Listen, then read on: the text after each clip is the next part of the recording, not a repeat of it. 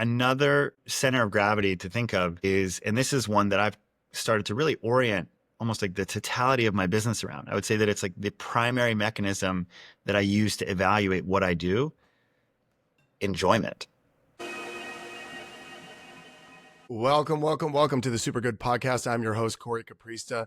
Today, you're in for a treat. We have the one, the only Andrew Horn, entrepreneur, coach, father, writer, speaker. The man can do it all. One of the most phenomenally gifted and dedicated teachers and guides on what it takes to live a great life. You're going to get a ton of value out of this one, I think. You're going to love it.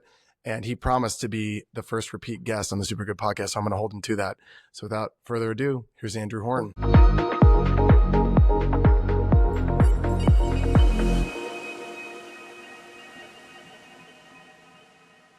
You have it all going on.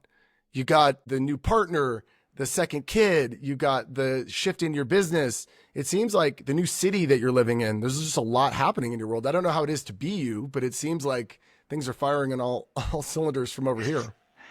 I would just respond by saying yes. It is. It's like I had a moment recently in the sauna where I was meditating, and I remember telling myself, there's nothing in the future that is not accessible to me in this moment. And what I mean by that is, like, when I think about goals or like my dreams, I tend to think about it more in a feeling state than some sort of tangible object or achievement or like circumstance. And I've had many moments recently of just realizing that, like, I often have the awareness and belief that I just kind of have it all. I have everything that I could possibly want in this moment of life. And so not absent challenges or so many other things, but those moments are really special. And I feel really grateful to be in this particular chapter and really lit up about what I'm creating and what's going to come next. And so it's for sure the most fun chapter of my life. That's a damn good feeling. It's a true sense of, I would say, like equanimity. It's like that I'm just like fully engaged and alive and creating and of service and connected and grateful for all of it. And I get to share it with the people who I love most in the world, to be in a partnership that feels 10 out of 10, amazing, and like an amazing community of friends and mentors. And I feel like I really worked on it. I think that if I were to pinpoint like one single thing that came to mind for me, it's coming out of my relationship with Mickey. Mickey, you obviously know, prolific entrepreneur, has done very well for herself professionally, financially. And we were married for a very long time. And an arc of my life for a very long time was that I've always been building really cool businesses. Started my first nonprofit when I was 21 and started a tech company called Tribute when I was 24 that went on to, served 8 million people and does millions of dollars a year. But none of the things that I've done have enriched me financially to this point. And I had a lot of scarcity beliefs for most of my life. The idea that I can create things that are really valuable and meaningful and beautiful, but the belief that I was good at creating wealth, making money, I just didn't have that. I had the exact opposite. And I think coming out of this relationship where we were very fortunate, like our family had reached a level of financial abundance that was quite a gift and like alleviated any sort of like direct concern or stress that we were going to have enough money to take care of our family and do the things that we wanted to do. And then coming out of the relationship, my financial picture changed completely.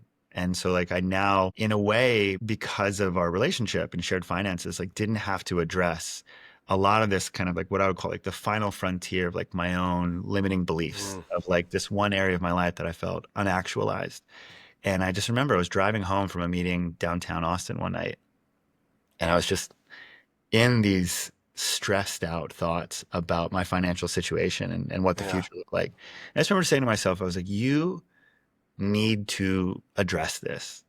The moment that you figure this out, like you're going to be floating. Like you will have arrived. You'll have the life that you really want. And coming out of my divorce, I just really did start to commit myself to not only making responsible decisions on the financial front and getting support from people who like to be in the numbers the way that I don't, from bookkeepers and tax people, to also just shifting my career into coaching, which is something that I've known I wanted to do for a long time. But I had been, really in these businesses that I cared so much about. And then I felt such a responsibility to honor the investors and the vision and to sustain them to a place where they could live on forever, which, finally doing that about 2 years ago, I was able to shift into coaching, and it's just working. It's like, I'm there. I'm like, doing numbers that I were hard to imagine 2 years ago. So, even as I talk about it, like I get self-conscious and like, it's like bragging in a way, but also like, Yeah. I'm so fucking proud of it. And it's like, I was Yeah. really clear 2 years ago. I said, when you figure this out, like you will have actualized in like all of these areas of life that are most Yeah. meaningful to me. And like, then that happened. And I got to this place where I was like, fuck, man, like just enjoy these moments. Like everything you want is available here. And there's so much more and so much shit I want to do. And like, I still get to Yeah.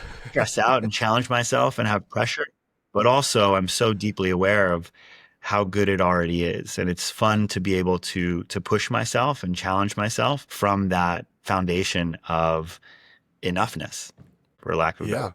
It's like you complete the wheel, it breaks the wheel, but then you get to keep going. Yeah, totally. What actually shifted for you though around it? Because I mean, one thing I hear is you decided to make it important and say, I'm going to address this. I'm going to do something about it. So there's a choice there. I think Tony Robbins says you can take years to lead up to making a choice, but a choice happens in an instant. You decide in an instant, you choose in an instant. So it sounds like that choice was the turning point. But what did you actually have to shift? I can understand you feel like it's bragging, but once you create wealth, what's the most fun thing is to share the wealth, right? And a lot of people are struggling with their money codes or their wealth, their relationship to making wealth, and I think it's important to talk about. Yeah. It very much was like a moment of clarity in that moment that I needed to directly address this and throw a lot of my effort and energy into, whether we want to call it like solving this issue, shifting this pattern, actualizing in this area, like whatever you want to call it. There's a real moment of clarity that it deserved my attention. And then one of the foundational frames that I typically leverage in these types of situations where I find myself in some sort of reactivity, right? Like meeting life through the lens of threat, is this framework called the drama triangle that my mentor, Diana Chapman, gave me, of just fundamentally like what it does is it helps you to understand when you are reacting to life instead of responding to it. And to me, I think of that as like one of the most important, if not the most important skill there is just to be able to identify like when I am in reactivity, right? Where I'm meeting my life as though there's a threat there. It's kind of like tension, anxiety, resistant versus response, which is what you just talked about, which is choosing what I want to do next, right? And so just identifying my own reactivity, which was that for so much of my career, I operated from the sense of lack. There's not enough. I'm not going to be able to Yeah. create what I need to create. And that was how I motivated myself to create and to work hard and to do all these things. And so I just really started to shift into identifying those patterns, identifying those beliefs. And then fundamentally what it does is it says there are these three, what they would call below the line archetypes. There's the villain who's telling like, criticizing other people. They're the problem. There's the victim who's complaining about their circumstances and saying that like they don't have any power to change their situation. That's where I like to kind of like spend a lot of my time as it relates to money and Same. finances.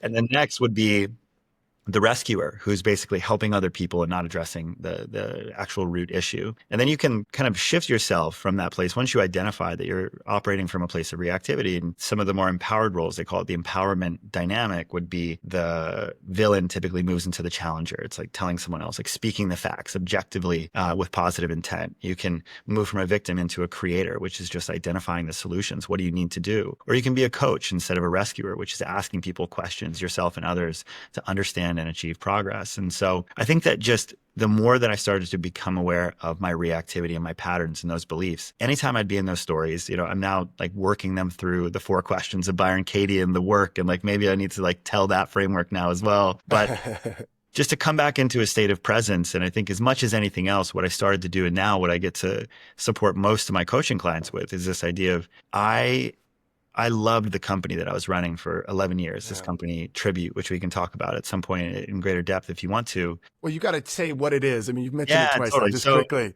Tribute is basically we created the first ever group video montage editor. So if it's Corey's birthday, he gets to invite 25 of his friends. They all basically submit a 1 minute video. Our software automatically invites people, collects the videos, and creates these gratitude, love filled video montages that you give as gifts. And so our craziest KPI is that 83.4% of our customers cry tears of joy when they watch their videos, which is an actual stat. It's amazing. And we've given more than 8 million videos now. And it's an incredible company Yeah. that I love. But being the CEO of like a something to something tech company wasn't my dharma anymore. I wanted to start it. But Yeah. I had known even from the first time I started working with an executive coach, this woman basically looked at me on her second session and she was like, I get that you're doing this CEO thing, but you are a coach and you're going to Yeah. be a coach. And Yeah. I wasn't ready to hear that then. And as much as anything else, when I made this decision about shifting my relationship to wealth and finances, but I really just started to pursue the honing the skill that I was most obsessed with and that I was uniquely equipped to do, which was coaching. And the Yeah. second that I shifted out of my pure CEO role and into coaching, what I found was that I was already good at it when I started. But what was more important is that I was obsessed with the craft of coaching. It's that I get goosebumps at my back talking about it. Because Yeah. even like someone like you, like we nerd out about coaching and the times that we Yeah. get to hang out. It's like I was like, who are the best coaches on the planet? And I get to reach out to Diana Chapman. And now she started Conscious Leadership Group. And now she's a friend. And now I get to talk to Brian Franklin, who's Reid Hoffman's coach. And I talk to these people. And those conversations are so fascinating to me and endlessly energizing. And so I started to unlock what I now call like the motivation flywheel, where I had this thing that I was good at, felt like I could be very good at, and I was obsessed with honing the skill. And so the more that I started to do it, the more energized I was by the craft, the better I became at it, the more I was able to get paid for it. And so I think that was really so much of it, is that I found this thing that I get so much intrinsic motivation from, which gave me so much more energy to get better at it, to continue to do it, to give it away. And that's why so much of what I talk to entrepreneurs and leaders about is that I think that so much of the secret sauce is like, don't ask yourself what you want to do. It's ask yourself what you want to be very good at. And when you find that thing that you're obsessed with, to give yourself to that thing, it's just, you're going to more likely find true success in that thing that's energizing, to focus on that skill. And I was fortunate to find that. And like now things are going well and I can just see the future where they'll continue to hopefully get better and better forever and ever. Better and better forever and ever. There it is. One of my favorite mantras ever that we talked about in previous podcasts with Patrick Drake. But the sounds like to me, I don't know if this is true for you, but I think a lot about how when you're 100% in on something, how much easier it is and how much more value we can create, or how much better it can go, how much bigger it can be. And it sounds like when you were running Tribute, I know you well enough to know you were super committed to Tribute and you were super in, but I wonder if it was almost like part of you wasn't fully in. There was like a blind spot percentage because that gap from even like 95%, 98%, 99% to 100%, it's like night and day, or like a vast ocean of difference between when you're fully 100% aligned on something, or there's a part of you that's holding back. But I don't know if that resonates with you in the 100%. difference between, yeah. Yeah. And, I have a mentor now in the world of coaching, is this guy, Brian Franklin, who I think is like one of the most gifted coaches on the planet. And I think specifically he's one of the most gifted coach trainers on the planet. And he has this frame that he calls the center of gravity, which I think is so potent. And essentially, like, your center of gravity is like, what's your orienting force and source of motivation for what it is that you're doing? And he breaks it down that there are extractive and then integrated sources of motivation. And so both sides, extractive and integrated, will provide you with motivation to act, to work, to create. But some of those will stress you out, drain you, and likely to be around you as well. And some of those are energizing and more sustainable. I oftentimes will think of them as like dirty fuel versus clean fuel. Yeah. When you look at the extractive sources of motivation, it's things like scarcity, which we had already talked about with the finances, right? It's like I don't have enough. And with Tribute, I needed this to be successful so I could have a financial outcome. It's great to work towards an outsized financial outcome, but if that's like really one of the central motivating forces for you to create something, that's going to burn you out after some time, Yeah. right? It's like wanting to be perceived as right. It's like for me, success for so long of the early days of Tribute, when I was in my late 20s, I needed that company to be successful so that other people looked at me as successful. And I needed that Yeah. external validation, right? Yeah. And it's like, if that's a source of motivation for me, that's going to burn me out again.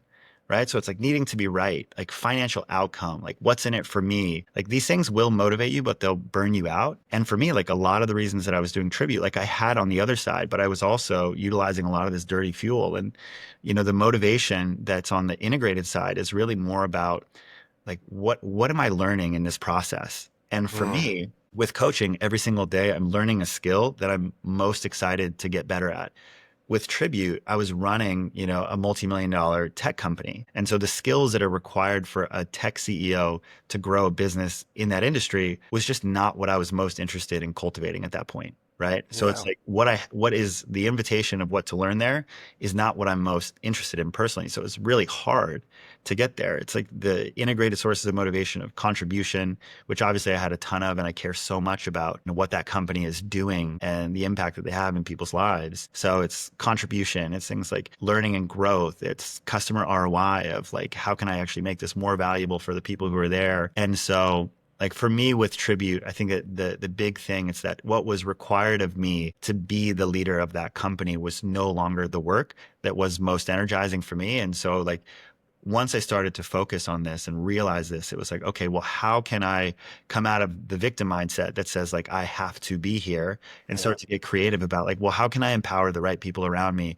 so that I can honor my investors, I can honor the business and remove myself and stay involved in a way where I do get to do what I'm uniquely gifted to do. And this company can continue to exist. And, that was exactly what we were able to do. And like now the company still lives and, doing a healthy amount of revenue every single year and touching more than 1 million users a year. And I'm super proud of it. But that center of gravity was something that was really important for me to reconcile. Yeah, I'm forgetting the name of the founder of Y Combinator in this moment, but the idea is to build a business around your authentic self, where the business is just an extension of who you are, like your highest self. Maybe not like some of the parts of you that are, keep you down, but the best parts of yourself. Just building a company that reflects that, like companies that are authentic reflection of who you are. That is challenging, though, to figure out who you are. And Totally. sometimes that might be the harder part. But it sounds like that shift from something that, I mean, Tribute, because of the nature of the business, the product reflects who you are, Totally. right? But not the role you were doing for that product. Yeah. Yeah. And I think that another center of gravity to think of is, and this is one that I've started to really orient almost like the totality of my business around. I would say that it's like the primary mechanism that I use to evaluate what I do, enjoyment. It's Yeah. so underutilized, but I literally look at what would be the most enjoyable for me to do and what are the things that I can do that are most enjoyable that make sense from a business development perspective. If it's not enjoyable, my perspective is that like this is either something that I need to outsource to someone else to do, Yeah. or it's just we're not going to be successful in doing this because I'm going to do a half-assed effort. It's like I'm likely to give up on it when it doesn't work right away. Whereas the thing that I enjoy doing, whether it's a podcast or whether it's, I was looking at starting communities for, my Junto men's work community and other things. And I was like, that makes a whole lot of sense. And like we would get new customers because of that. But I don't think I'd enjoy that. That's not what I want to do. No enjoyment. No, Yeah. it wasn't enjoyable. So I was like, this makes a lot of sense and I could do it, but I wasn't going to enjoy it. And so we didn't do it. And instead I just like formalized this community that I've had for many years where we take founders to go on the most epic surf and snow trips on the entire Yeah. planet. And as I thought about that, I was like, this is just fucking awesome. And I want to do this. And I'm going to reach out Yeah. to everyone I know to do this. And this makes sense for my business because I coach founders. And like now I just get to do this thing, which is so energizing. And also in like an indirect way is going to support a lot of the businesses that I run.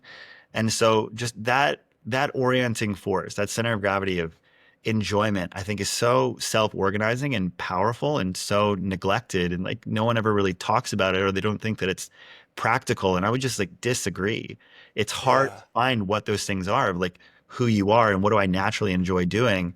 And then just to find the way to just start doing it like just because you love it, and then to start to get creative about like, well, how can this actually contribute towards a business or some sort of like business model that does make sense on the back end is so much smarter in the long term.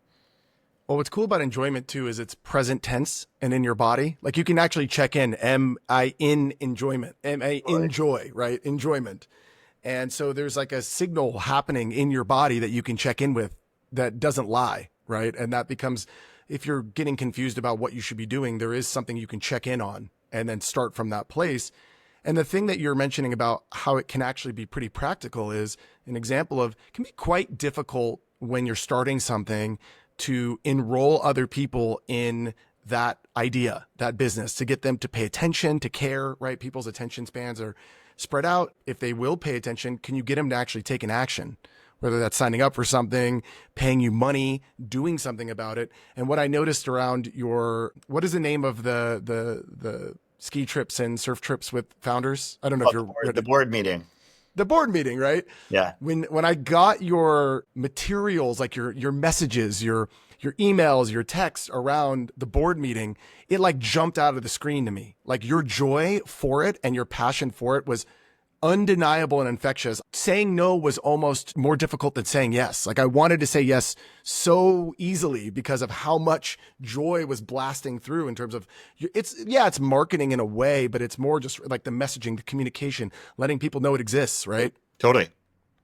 100%. Fortunately, I'm in a place where the vast majority of what I do, the distinction between art and marketing is very blurry at this point. Yeah. I just get to what excites me, and I just try to remove the barrier or shrink the amount of time from taking the ideas that inspire me and Yeah. materializing them in reality. I love that. I wanted to touch on something because I have a lot of people that come to me. Just it's happened since I started coaching like over a decade ago, where they really want help with purpose, right? And so I kind of think about it as purpose at path. Do you know what you want to do? And then do you know how to go get it? Those are kind of like the two, if you were to bucket them. And so people come a lot going, well, I know what I'm doing now isn't the thing I should be doing. It's not like my calling on this earth or the thing that lights me up or the thing that's going to create actual success and wealth. Like Yeah. I'm kind of banging my head against the wall. And I think there's a lot of differing opinions or confusion around passion and what that means. And something you were talking about, I just wanted you to put maybe a finer line or an underline on it. It sounds like what you're saying is finding things that you're obsessed about, that you're passionate about, but you're also skilled in, that you either are showing that you're great in already, or you can get great in, and building around that. But maybe I just went in your words, how do you think about passion as a North Star or direction for what we should be doing? I think that again, like whatever it is that we can find intrinsic motivation on, we're most likely to find sustainable motivation to do that thing over the long term versus the short term. But I would just add in that layer of what I talked about is like, what is it that you hold some belief that you are skilled in it or can become skilled in this thing? When it comes to taking a passion and turning it into a profession, that aspect is crucial. If you are an artist right now and you love art and it's energizing to you, but you don't hold the belief that you can become skilled at what it is that you're doing, then perhaps that's something that's beautiful that you should continue to do for the rest of your life. But everything that I talk about here, I build on top of a foundation of responsibility, which I think is so important, which is, for me, I'm a father. I have two kids.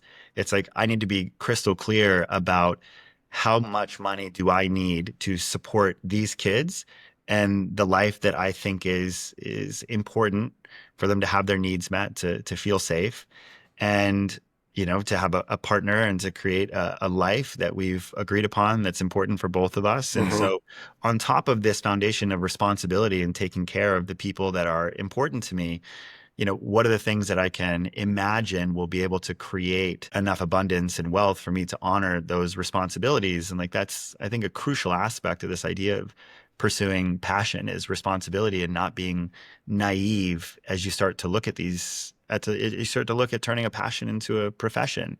But that addition there of it's something that even if I am not excellent at it right now, I want to be Yeah. excellent at this thing, it's over the long term. Like I think that that sort of investment in yourself is not something that you'll regret at the end of your life. Passion can be present even if it's your hobby. It's not something that you want to make a business out of, and you're not going to be responsible for turning it into a business. And when you say Totally. you want something, it's not just like a thought about wanting it. Do you see evidence of yourself wanting it through your action? But that Totally. same passion source can be, yeah, okay, it goes just to being a hobby, but it also is really important for that to be present if you are going to turn something into a world-class success, right? Whether in whatever your field is.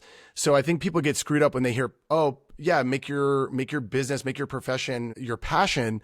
They go, well, I like drawing. Am I supposed to be a like draw for a living? So maybe, but maybe not, right? And there are some distinctions on what that means, right?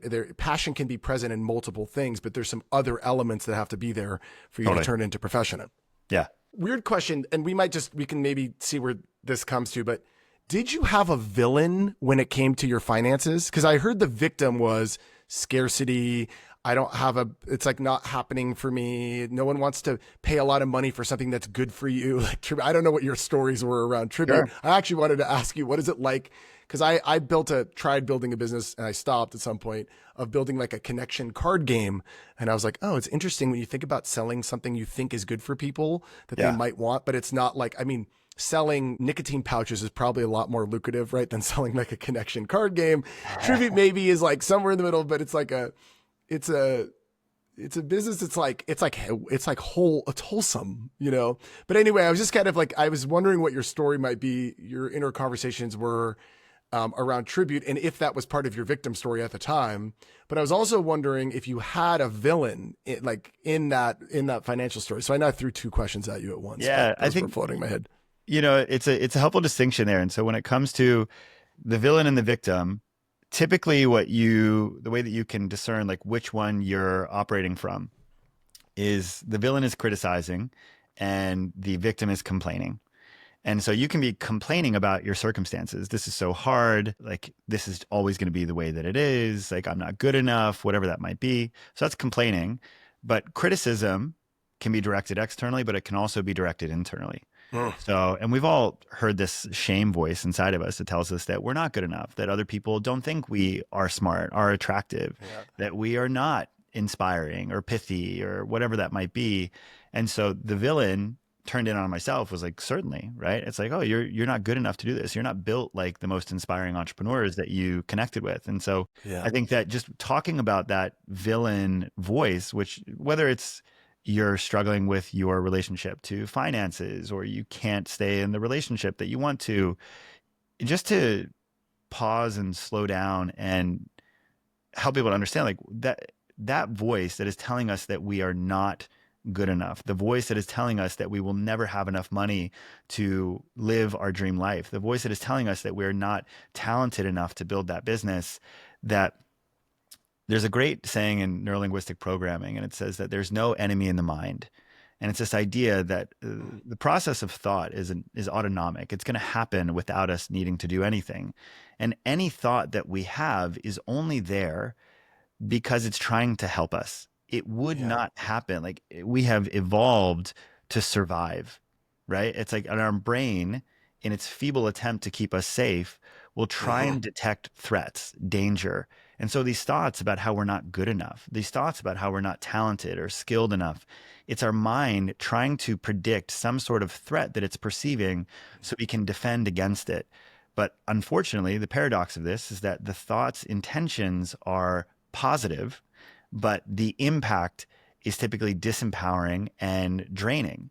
And Mm-hmm. so much of where we start to kind of reclaim our narrative and our ability to respond to life versus react to it is just becoming aware of these stories and taking the charge out of them, showing ourselves that they're not true.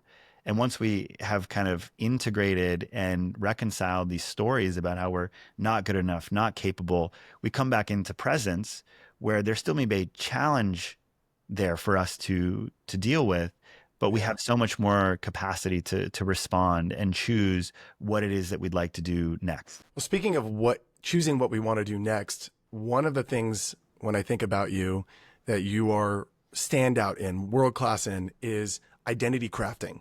And I remember reading James Clear's book, Atomic Habits, and it crystallized for me something that I had already been working with and thinking about. But he says it so well. He's like, listen, if you want to get better at something, the identity that you create around that new area, like if you want to get more fit, the identity you create as like a gym person, right? I'm a gym person. I love barbells and caffeine and lifting, or, getting into the culture and the clothing and the brands and the lifestyle of it. The identity actually leads the habits, not the other way around, right? You Yeah. craft your identity and then the habits follow. And I imagine you're someone who agrees with that to some level, just based on your results and how you talk. And I've seen you do that. So I'm curious, two things. One, does that come from something? Have you always been that way? Someone who can reinvent himself or craft new parts of himself? And I also wonder if your mom had anything to do with it, because your mom's a very special person. She's very, very special in that way.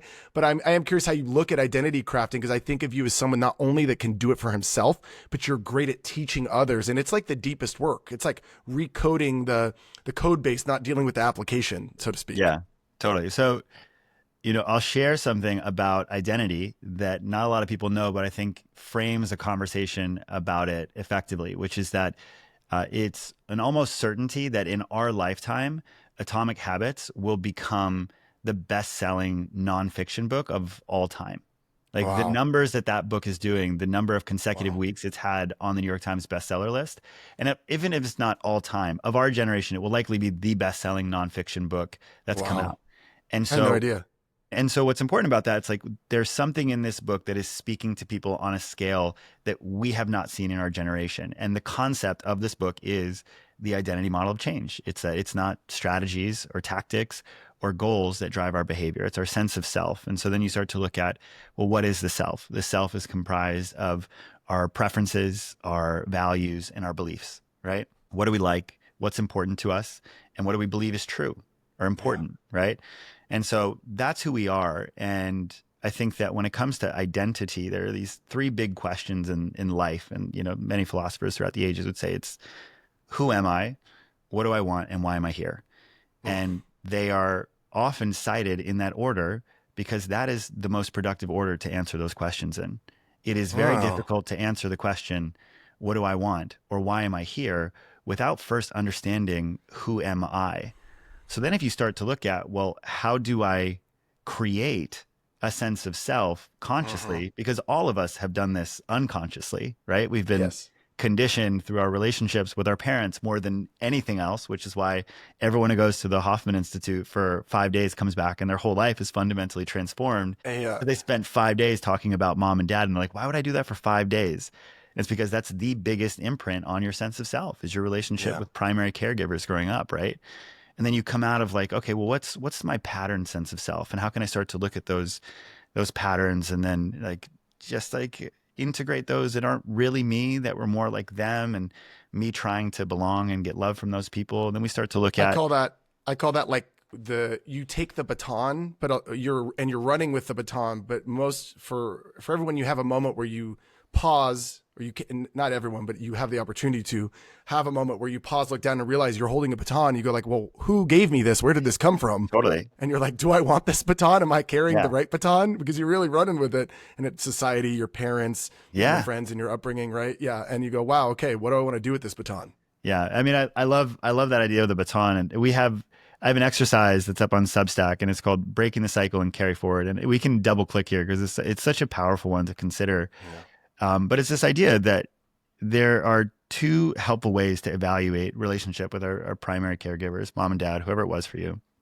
And it's this idea of you have an opportunity to do two things in that relationship that are really helpful for not just your own well-being, but your lineage. Because it's easy for us to kind of like look at mom and dad and realize like those people also had a mom and a dad. Those Yeah. people have a mom and a dad. Dad. And if we just start to create a taxonomy of like, well, what are all of the behaviors that I experienced in the relationship? Like, let's use dad, for example, right? So if I just look at my relationship with my father and I took the time to bring some awareness to what are all of the characteristics, traits that I experienced in my dad that I am putting a stop to, right? So it's Yeah. like, it could be anything from like my dad was a workaholic to he was an alcoholic to he was an abuser. He raised his voice, right? Or like he was codependent, like whatever these things are, Hmm. you write those all out and you get to sync. Like you'll often see that many of those things exist in us in some capacity. And so you would basically just say, it's like, what are all those things that I am consciously putting an end to?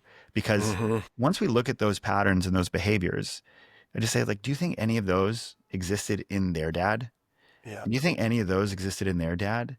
And that so much of these things that have carried down and that have met us have come here. And now we have the opportunity to, like you just said, to look at the baton that comes to us and say, do I want to carry this one forward? And Yeah. that choice, like we've talked about so much, our choice is where so much, I think, purpose lies. And then you get to look at the line going forward, which is easier if you already have kids or if you plan to have kids, of like, what are those behaviors that end with me? Yeah. Right. And then on the other side, what I love inviting people to do is, what are the things that I experienced with dad that I loved, that I Mm. appreciate, that I valued, looking at Yeah. all of those behaviors. And then it's like choosing the baton Hmm. intentionally and being Yeah. like, but there is, whether it's like a short list or an expansive one, what are those behaviors? What's the baton that I'm passing forward? And doing Yeah. that as a choice instead of a conditioned pattern that's existed throughout time. And like, a powerful thing to do if you decide to do this is not just doing this as intrapersonal work, but to make that list of all those things that you experienced with your father and then share it with him. Be like, I Yeah. exercise. And you know, I was thinking about, you definitely don't need to share the behaviors and traits that I'm putting Yeah. into. That one's for you. Although I will say that I had one client who accidentally sent that one before, Oh and my God. it ended up being a really valuable experience for him and his dad. Wow. But yeah, as you No send that, mistakes, just happy accidents. happy accidents. And then you send that note to him. And you just get to say, it's like, there's no reason that we should keep the kind things we feel towards others inside of us. It just is so much less good. And so when you do this Yeah. type of work, like being able to explicitly share that with them is such a gift. It's such a, it can be very liberating to get to the realization that you're a turtle stacked on top of other turtles, right? And What then, a weird way to say it. But, you know what I mean? Like, you ever heard that saying that like the life is just turtles all the way down? oh, turtles all the way down. Yeah, yeah, yeah. Okay, Yeah, got you're a it. turtle stacked. There you go. It's just turtles. And it's like a lineage that's been passed to you.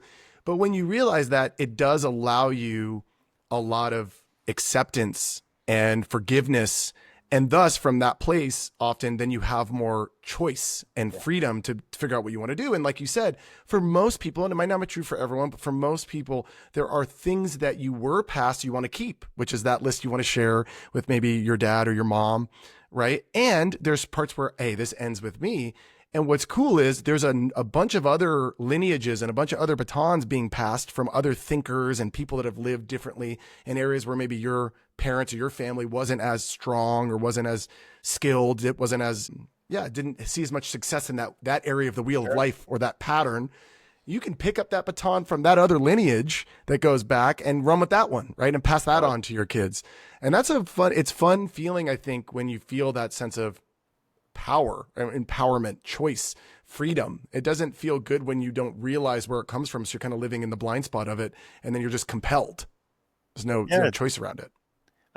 we started this conversation by saying that I believe that the ability to respond consciously to life is the most important skill that we can develop. And Yeah. so much of this is just giving us a frame that allows us to look at life, especially those areas where we've experienced challenge, and to respond in a way that is supportive of who we truly are and what we really want for our life moving Yeah. forward. Like, what else can we do? It's challenge is endemic to the human experience. It's going to happen. And like real power is just honing that ability to respond to it To consciously, to respond. extract the Yeah. value. Yeah, totally. Well, I took you on a tangent because you were talking about who am I, which is the primary question to answer. We were talking about James Clear Atomic Habits and answering who am I as a Yeah. starting place. And part of knowing who you are is knowing where you came from. But you were going in a direction. Yeah, It was a totally. good one. And I would say that it's a process of starting there with like, what is my understanding of self that's been conditioned just through my relationship with mom and dad. And then you could start to look at, when I'm developing the empowered sense of self, I think that one of the most helpful places to start is with our values. And what are values? Values are just our core modum operandi. It's like, to be me, I must honor these things. And I think that a really helpful way to look at constructing values is something I'd call the peaks and the valleys, because you can do it theoretically. Like you could just say, my values right now are CSAIL, and they've evolved over time. So it's communication, service, adventure, integrity, leadership, right? And if you can't remember your values, you don't fucking have them. Like, you may have done an exercise, but that's what I say to people. It's like, if you can't immediately reiterate them, then you've done an exercise, but you have not established an awareness of these things to the extent that it's going to imprint onto your decision making and your response in real time. So, like, full Yeah. stop. If you cannot remember your values, you just don't have them. You did an Yeah, exercise at because one you point. should be able to, one of the levels of knowing something, Yeah, not just understanding it. Understanding is a lot easier than knowing it, totally. is being able to reconstruct it from its foundation each time. If I can reconstruct my values because they come from some actual integrated or foundational source, it's Totally. like, oh yeah, that's actually coming from somewhere. And each time I could forget them, but I could reconstruct them Yeah, because they are me, totally. right? So Yeah. I'll model one right now that's quite helpful. So you can do it theoretically. You can just pick them out, and some of them Yeah. may be accurate. But I love this exercise called the peaks and valleys, which Peaks is and valleys. you look at. Let's start with, like, Corey. What is, if you look back in your life, like, one of the absolute peak moments where you were fully expressed, living your best life, fully present, like full joy, like Corey operating at peak Corey, and take what would be like that moment for you? The moment that came to mind, I was engaged and that had ended, and it was a very hard year. I was a very sad boy and really poured myself into like building myself back up and going to the gym a lot and just figuring out who I am, who I was, and who I wanted to be. And so, like a year later after that experience, I was back at Burning Man, and I had spent that experience kind of building up to the last night, the night the man burns. And I was out by myself solo adventuring, which I didn't do a lot leading up to this chapter in my life. I always wanted to be around people. There's a lot of insecurity. Wasn't comfortable in my own head or in my own experience. And I remember just going on this, from the moment the man burned, kind of just following my intuition, which I used to think I didn't have intuition because I was really just drowning it out with overthought. But I was playing this game of just following my own inner voice on where I should be and what I should be doing, and just sort of the not having my mind as active. It was more like my heart and my soul, and just following that. And I ended up following the sound to this party and parking my bike and locking it up and then getting on the dance floor. And the DJ, this guy named Osunlade, I learned later, was spinning like the most perfect music for me at that moment. And I just got in my zone and just danced full on, like just for myself, just lost in the moment, lost in the music. No expectation of anything happening other than that enjoyment, as you said, of the present moment and what would feel so good every moment to moment to moment.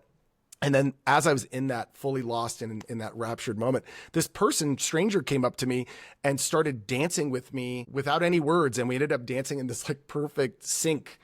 And we didn't speak at all until after that whole dance had completed. And I remember thinking at that time, I had never been intimately in connection with someone like I was in that moment with that person, and just in flow state with another human being, because I'd never been in flow state with myself. So I could never have actually had that experience. So that was like the first time I was like in flow state with myself fully, and then actually allowed someone else in, and was in, group flow with someone truly. So Totally. that's one that came to mind. And so, like, even right there, which, by the way, I have goosebumps. And one thing I'll say about that, I'll just reflect it back to you, as you said, I'd never been in such flow and connection with myself. Yeah. That it was when I found it with myself that I could create it with another. Yeah. And when it comes to authenticity, like this idea of both being and expressing ourselves as we are, one of the things that people often think about authenticity is this pathway to confidence and feeling better about ourselves. And I fundamentally see authenticity as an act of service, that when we are able to give ourselves fully to the expression of who we are, we make it easier for other people to do the same for themselves. Yeah. Whether that's through the movement of their body or the sharing of difficult truths, it's like authenticity when done objectively and with positive intent, is absolutely an act of service. And so it was a It's a beautiful permission story. slip, right? Where you show people and then Yeah. they can mirror you in that. Yeah, beautifully Yeah. said. So in that moment where you're in this flow state with this person, perfect music, like what were some of the values? They don't need to be your core values, but what were some of the Yeah. values that were being expressed in that moment on the dance floor? Uh, yeah, surrender, playfulness, joy, So just flow. Yeah. even right there, surrender, playfulness, joy. Do you see how like effortlessly they came to you, right? Yeah. And so what's beautiful about this framework is that rather than finding values theoretically, you look Yeah. at these moments in your life where you were feeling your best and performing your best. And I can guarantee you that your values were being expressed in that moment. Yeah. And so this is one of the most helpful ways to create a taxonomy of all of these values, just looking at what were those moments and what values were there. And as you start to write them all down, you can then say like, okay, well, here they all are. And how can I merge some of them that are similar? And that is the most effective way to find what your true core values are. And that's the peak. And then there's also the valleys, Yeah. which I won't make you go into it here, but you can imagine Yeah. that the valleys is you look at the moments in your life where you were performing your worst, you were like the most out of alignment, Yeah. most in shame, whatever that was. And you say, what values were being suppressed? And the same way that when we're at the peak, our values are being expressed, when we are at the bottom, our values are often being suppressed, right? Yeah. And so, Blocked. yeah, absolutely. And so it's a really powerful framework to explore what those values are.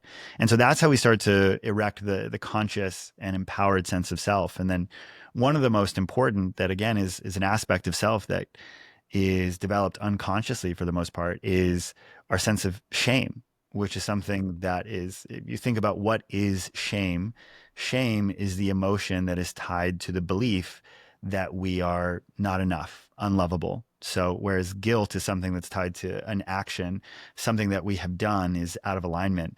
Shame is really focused on the identity. And it's oftentimes Mhm. these hyperbolic, disempowered beliefs about who we are. And these beliefs, again, we talked about how any thought we have has positive intent. So, the thought that's telling us that we are not enough, as hard as it is to believe, the the place where we are most capable of meeting shame and responding to it is when we can find how the story that we're not enough is actually just seeing being enough as the thing that's going to create connection that will make me financially secure. And it Mhm. wants to Mhm. point you to this threat and tell you that this is true so you can defend against it, which again, the impact is draining and counterproductive. But when we start to actually just look at becoming aware foundationally, it's like we can't respond to anything that we're not explicitly aware Mhm. of. And so you just create a list of what are the mean things that I say to myself about myself? What are Yeah. the ways that I tell myself I'm not enough, not good enough? What are the ways I tell myself other people are perceiving me out of alignment with how I'd like to be perceived? Right? What are the things I tell myself I've done that are foundationally like unforgivable? And just become aware of these stories. And when you start to see them, what you again can start to reconcile here is that these are not facts. Mhm. The beliefs that we have are beliefs. They are fundamentally thoughts. And simply differentiating a thought from a fact like helps us to come back into presence where we can respond to it, connect with life as it is, and really choose how we want to meet it. But if we are really trying to build or create, whether that's a relationship or a business, on top of a foundation that is telling us that we're not good enough, that we're not capable, no amount of achievement or success is going to fill that thought. And so it starts at this level of the beliefs and who we are. And what I often talk to people about as we do this shame work, I do it a lot in groups, Mhm. is just this idea of I've done shame work with probably thousands of people now, and every time I've done this in a room and I invite people to do this exercise, every single person in the room has had a list. And so imagine, I'm going to be up at a retreat with 20 guys this weekend. Mhm. And everyone in the room, when we do this exercise, they will have a list. And then I'll just have the men sitting there. I'll have them looking at their list. And I'll invite the guys to look around there and I'll be like, if you guys have some shame stories on your list, will you raise your hand? And every guy in the room will raise their hand. Mhm. And then I just invite them to consider this.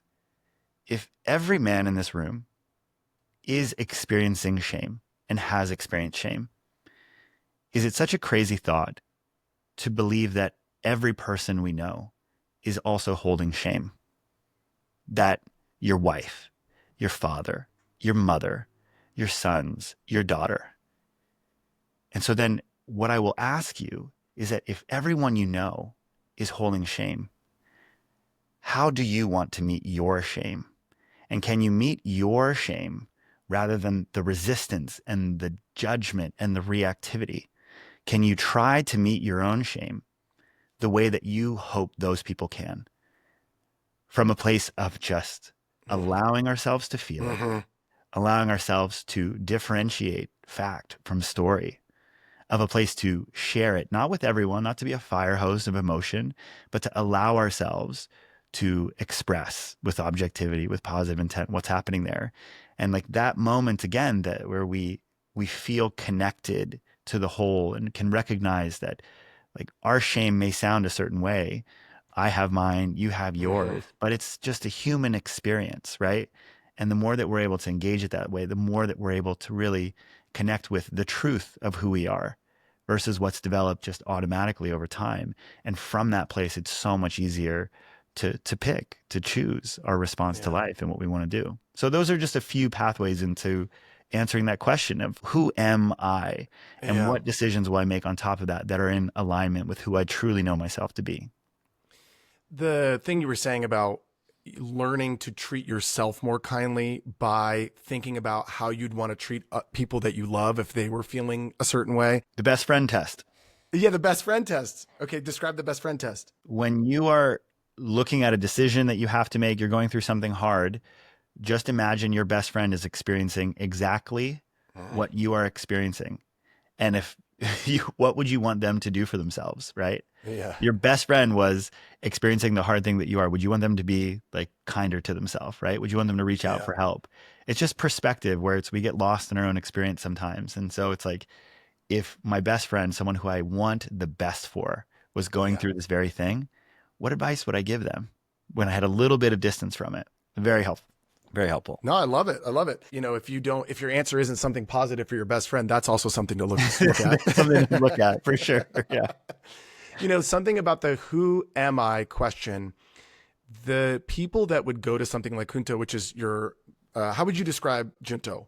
Yeah. So the Junto is this men's work collective we've been building over the past 9 years. And essentially what we do is we have this 4-tiered framework for leaders who are curious about men's work and leadership development. So the 4 pillars of Junto men's work are emotional mastery, being able to feel our feelings, express them Mm-hmm. consciously, personal integrity, understanding who we are, how to align our actions with that authentic self, relational leadership, which is once we know what we're feeling, who we are, how do we communicate in such a way that is objective and constructive in all of our Mm-hmm. relationships, and purpose and contribution, which is once we understand all of those things, how do we connect to the service of something that is greater than the self? And so we host quarterly retreats, and we've been doing them for about 9 years now, and it's always small batch, like mostly entrepreneurs and executives who get to come out. So that's what the Junto is.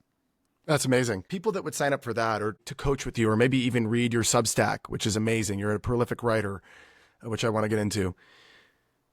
Those people are often people that have raised their hand to say, I'm interested in looking at the things about me that are not working or are challenging.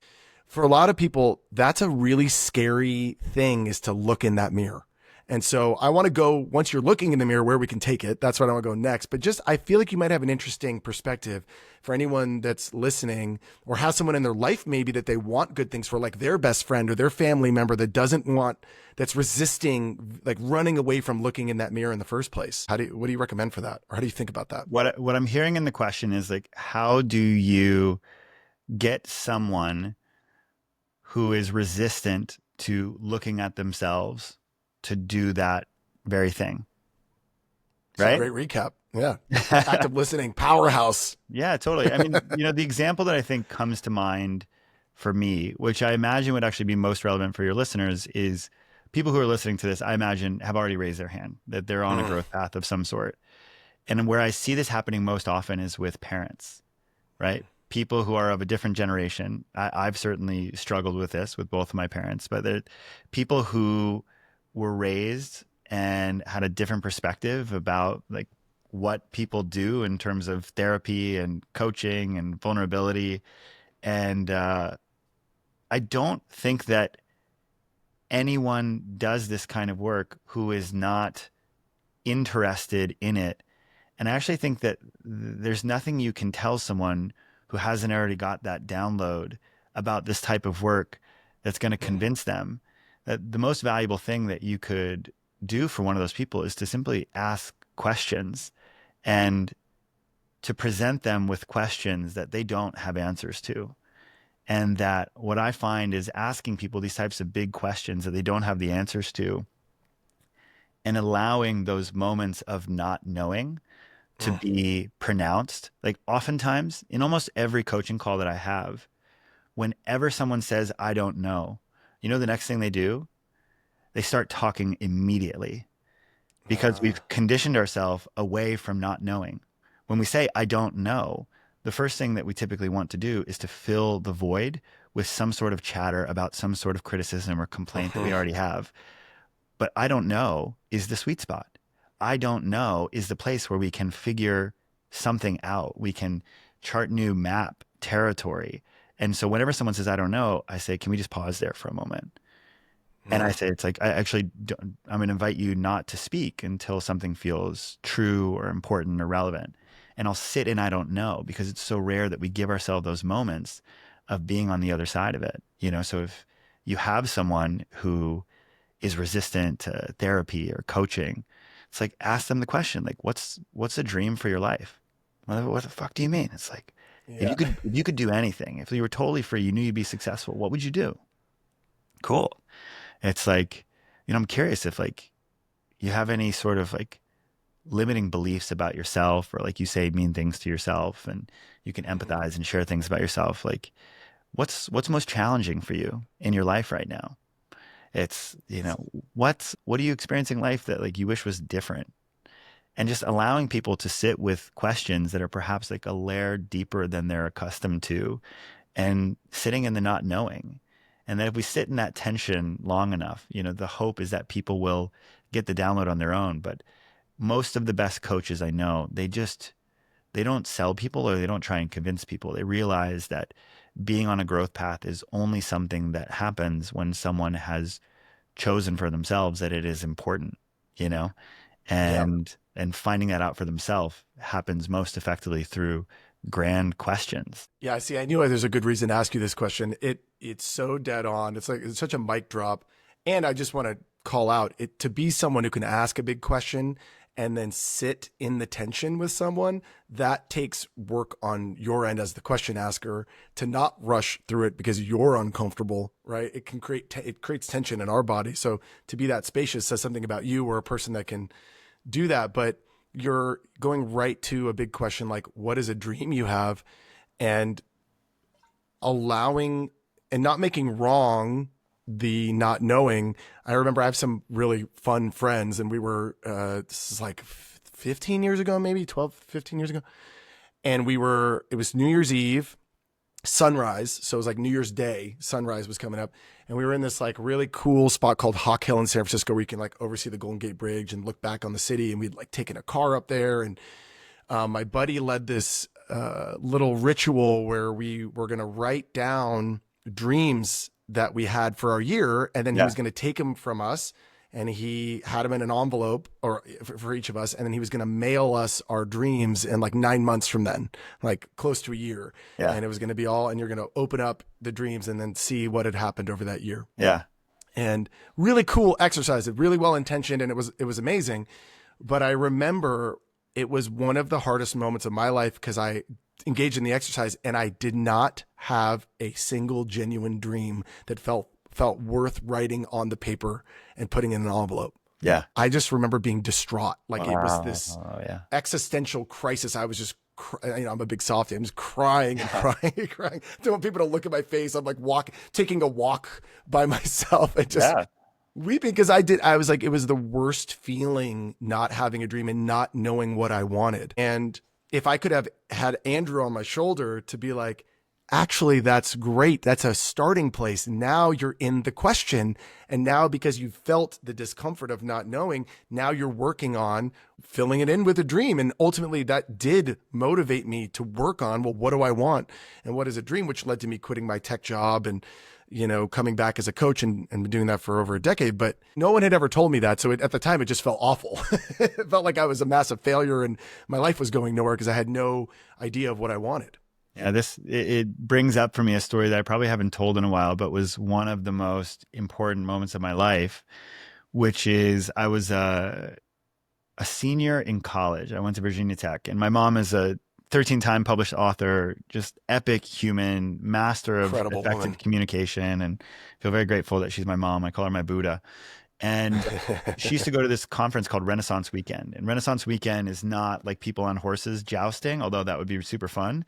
It's people coming together who are experts in everything from government to tech to the sciences to education. And they bring all these smart people together, and everyone just talks on panels for 3 days straight. And so the agenda is always just crowdsourced from the people who are there, and they just sort panels based off of the collective expertise. So it's a really cool model. Wow. And for me, I was 21 years old. I was studying hospitality and tourism. I was promoting in nightclubs. I was like a little party boy, and I had no idea what I wanted to do 6 months after that when I was going to graduate from college. And so, filled with Didn't know that. insecurity, sitting down at dinner with like JFK's speechwriter and congressmen and former pro basketball players. And I'm like, these people don't want to fucking talk to me. And I remember Yeah. that there was this lunchtime session one day. I'm sitting in the back of the room, kind of cowering around, and the topic of the panel was, what is a life well lived? And this is a question that is kind of been asked throughout time. It's like a philosophical question about like what is the meaning of life? What is a life well lived? Is a way that philosophers will often frame that. And so that was the question: what is a life well lived? And you had all these people who stood up, who are accomplished in their fields and successful like business tycoons, and again, a congressman from Tennessee, and they had all of this rote advice about purpose and hard work. And I was sitting in the back of the room, and I was like, yeah, all this stuff I've heard before. But there was this man who was at the end of the group, and he stood up, and he's like very short, and he had on like a tweed jacket, and he had bright red hair. He looked like Ron Weasley from Harry Potter, Yeah. and he had glasses on. And his name is Steve Robbins, and Steve had been a career consultant at HBS. He like taught entrepreneurship at Babson, and he said, "Some of you will wake up tomorrow and ask yourself, what is a life well lived for me?" And you'll either have an answer or you won't. And you'll go back to your life. He said, some of you will ask yourself the question 10 years from now, what does it mean to live a life well lived? And you'll either have an answer or you won't, and you'll go back to living your life. He said, which one would you rather be? The person who wakes up 10 years from now or the person who wakes up tomorrow? And he said that the whole point is that like you're going to have to answer this question, and the Yeah. sooner you can do that, the better. And it was the first thing that landed on me, because it wasn't telling me what the answer was. It was connecting me to the inevitability that I would have to confront that question, that I would have to find my own answer. And I could do that at 21, or I could do it at 31. And Yeah. immediately I recognized that it's going to be a hell of a lot easier to answer that question at 21. And Yeah. so I tracked this guy down, and we ended up having a dinner at this place called Snob, somewhere north of Broad in Charleston. And he was the first person who ever really asked me, he said, what are you passionate about? And I said, partying, women, making money. He like laughed at me. Did you actually say that to I him? actually said that to him, and that was actually my truth in that moment.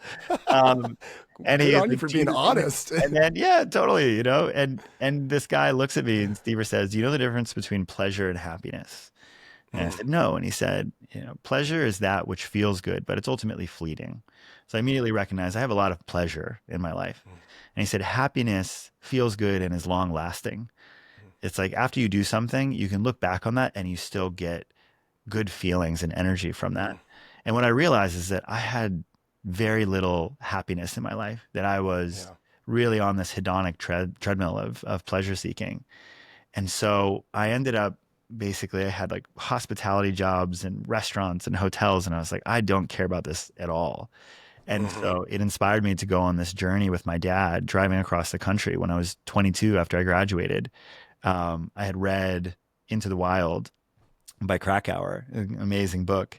And I was like, okay, well, I guess I got to go on my journey to find myself. And Mm-hmm. my dad was moving to Alaska and he canceled his plane tickets and we drove it.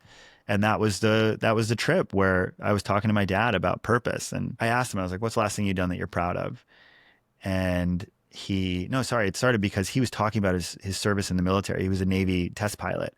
And so he was talking about that Oh, time and he was wow. yeah, badass, like Wow. top gun, That's like, not, yeah, Top Gun type stuff. It was cool. yeah, that's like the farthest level when you start getting into test pilot Totally. realms. So Wow. yeah. Okay. And Badass. so he was just filled with this like flow as he was talking about it. And I recognized it and I was like, wow, you sound really proud of it. And he was like, yeah, I was deeply proud of it. He served for 27 years. And then he looked at me and he said, what's the last thing you've done that you're proud of? Oof. And I stopped. I was in the not knowing. And rather than fill the space, I just was filled with shame of like, wow, you don't have anything you're proud of. I had like won some intramural sports championships, but like it didn't feel meaningful to me. Yeah. And I just sat there. And then like 20 minutes later, I remember telling him, I was like, oh, I know what it is. And he's like, what? And I had volunteered for this organization called Dreams for Kids when I was a junior in college. And I was helping kids with disabilities to play sports with like the Chicago White Sox and adaptive water skiing. And I held a Cool. fundraiser and raised like $10,000 for this organization during the summer. That's awesome. And while I was doing it, I was 20 years old and I had a fake ID and I was going out in Chicago and having a blast. And like that's what was important to me at the time. But looking Mm-hmm. back, I was like, oh no, the work that I was doing with these kids was like deeply fulfilling. And it was the first time maybe ever in my life where I was going the extra mile. I was staying late at work. Right. And my dad just looks at me in simple wisdom terms and he just says, well, why don't you just do that? Yeah. And because I had nothing to hold on to, I was Yeah. like, oh, well, here's this one thing that brought me some sense Yeah. of pride and fulfillment. And I was like, that makes sense that I would do the one thing that I have felt proud of. And like I ended up Mm. starting my first nonprofit a year later, that still to this day exists and works with thousands of kids in Washington, D.C. And like, so that's That's amazing. that's a deep cut. He said we don't know that's a deep cut on my career. It's like that's where it all started. That's deep. Definitely didn't know that story about you. What's the name of the charity, by the way? So it The was nonprofit called organization. Dreams for Kids DC, and they Yeah. rebranded a few years ago to So Kids Soar. And so it's a beautiful story, actually. And I Yeah. think that one of the things that we teach at Junto is all about purpose and contribution. And the Mm-hmm. way that this organization evolved was really beautiful. And my new executive director had a much larger hand than I did in now kind of molding the organization. But we would do adaptive sports with the professional sports teams in DC. So the Washington Redskins would take 100 kids for a clinic, or the Nationals would take all the kids on their field and they'd funnel people out into other ongoing sports opportunities for physical developmental disabilities and what have you. And then what we realized is that so often people with disabilities are viewed as like they're disenfranchised. People view them as the recipients of service, not the givers or contributors Mm. of service. And like what I know from my own life is that Mm-hmm. my ability to help others is where I have sourced the most joy and the most fulfillment and the most pride. And so how could you create a model that allows like those people to transition from the recipient of service to someone who is now creating a service project where they're able to give back to other disenfranchised people? And so it's Incredible. transitioned into this beautiful vocation training and service learning initiative that was really cool to see. But it just speaks to some deeper truth that, if you want to feel good, help someone else to feel good, as the old Yeah. adage rings very true. I love the evolution of it too. It's such a reflection of who you are and how you operate. So it's amazing that it just kind of did itself in that direction. Well, when I messaged you about doing a podcast, the thing you texted me back was like, Corey, all my work, my whole shit these days is about integrity. And I was like, ooh, my ears perked up. Yeah. I've just been going through a personal development program. Actually, it's quite similar to one I did 12 years ago. And the first weekend or the first experience is all around integrity and Yeah. your word. Most of us are to some level, a little bit or a lot, depending on the person.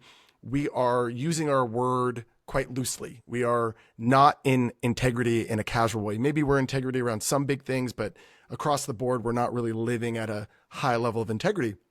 So when you said integrity, my ears perked up, and I'm like, okay, we got to get into this before the end of the podcast about what's had you arrive at integrity across all, because you're coaching, you have the junto, there's a lot of, you're writing a lot, and you're such an amazing communicator. But how did integrity? What's your relationship with integrity? How does it come forward as like the main thing you're up to these days? Yeah, I appreciate the question. And something that I love doing is, you mentioned that I write, and I'm pretty consistent with my writing practice, at least like one, what I consider to be like an evergreen piece of content, like every week. And I love synthesizing the best of what's available into like sequential frameworks that are just incredibly helpful and clarifying. And like what I think about leadership development and personal growth is that there's so many different things that you can do. And Mm-hmm. oftentimes that can be overwhelming. And as I spent more time professionally diving into this arena, what I realized was that as much as any skill that there is, like for me, integrity is the one that is most important for creating thriving relationships, sustainable success in business, and fulfillment of truly Mm-hmm. enjoying your life. And what I realized is that if people truly gave themselves to the practice of integrity, because I think that integrity can be a concept, it can be defined in several different ways if you were to look at dictionary.com. And so for me, I define integrity as this three-part practice of knowing yourself, being yourself, and keeping your agreements.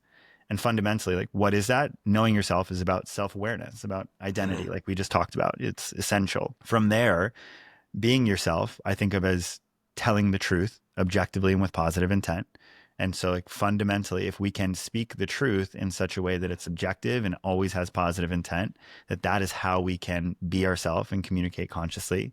And the last is keeping our agreements, which is actually about how we align action with who we truly are and honor the people that we're in relationship with. And so that is the practice of knowing ourselves, being ourselves, and keeping our Mm-hmm. agreements. And if we were to give ourselves to the practice of integrity to the best of our ability for the rest of our lives, I trust that whatever successes, whatever failures may transpire, that you will know that you showed up to the best of your ability, that you did what it was that you could do in those moments. And there's something that is deeply clarifying and, for me, motivating about that this is how I make the most of the gift of my life, which fundamentally, I think everything is on the back of holy shit, we're alive, that we're here Man. at all, and we have an opportunity to experience life, to create, to love, to fail, all of it. And so integrity is just this singular practice that I think helps us to make the most of being here.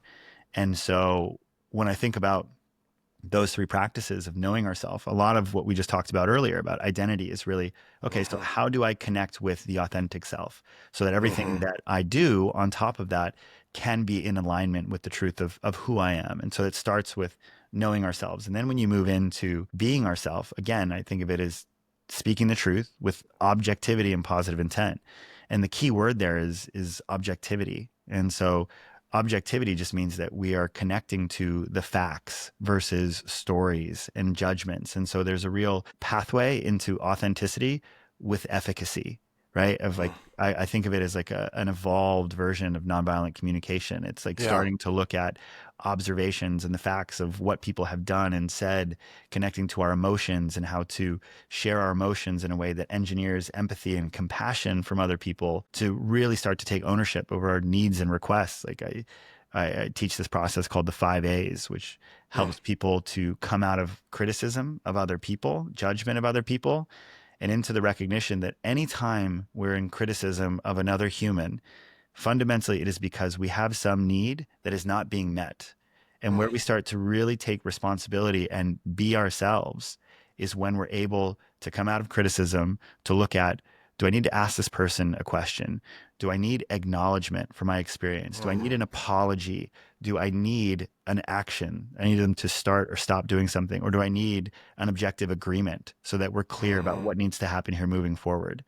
And once we're able to connect with how to tell the truth with this air of mastery and skill, we start to feel like we truly can be ourselves anywhere. Not only can we be ourselves, but we understand how being ourselves is an act of service to the people that depend on us in our personal and professional lives.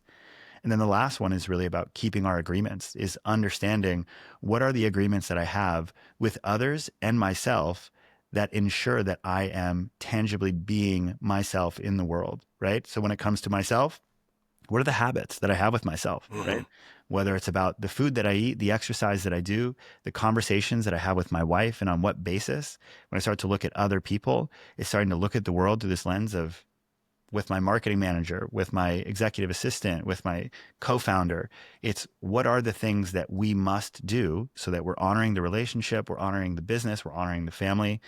And if you know how to do those three things, I just believe that you know how to do life. And so that's why I just am so passionate about giving people this central skill of integrity as a practice that helps them to not only create what they want, but to just make the most of their human experience. Yeah, I love that's so beautiful. One, I was going to actually had on here. I was like, talk to Andrew about how good of a communicator he is and how he can chunk things and codify them and like communicate them in a way that has branding to them. You mentioned Holy Shit, We're Alive, which is a brand you created that still lives in joy in the world. It's just like a shock on hats and mugs, just a reminder, hey, holy shit, we're alive. It's pretty cool as a starting place, right? But like so brilliant the way you're able to weave frameworks and communicate with so much clarity. And I was going to ask you about it, and you just brought it right forward when we talked about integrity as the opening. But something you talked about with okay, know who you are, right? Like, and then be yourself, be your authentic self, right? And as a part of that, you got to be honest and tell the truth.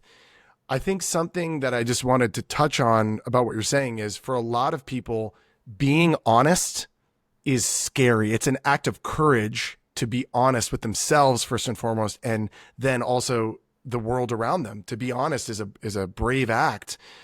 And what you're saying, I think that I didn't want to skip past is, okay, once you're willing to be courageous or brave and be honest, can you actually pair that with skill? So it's artful, it comes out artful and not just Totally. blasting people with your, brutal honesty. Yeah. It's artful honesty. When I talk to friends of mine or coach people, getting people to be really, truly honest can be it takes a leap. I don't know if you experience that when you work with people on integrity. It is, and what I'll often challenge people with or push back on is I'll say, yes, telling the truth can be challenging, but very few of us have ever experienced ourselves or others telling the truth with objectivity and positive intent. And this is what I'll say to them next, is that authenticity is not a virtue.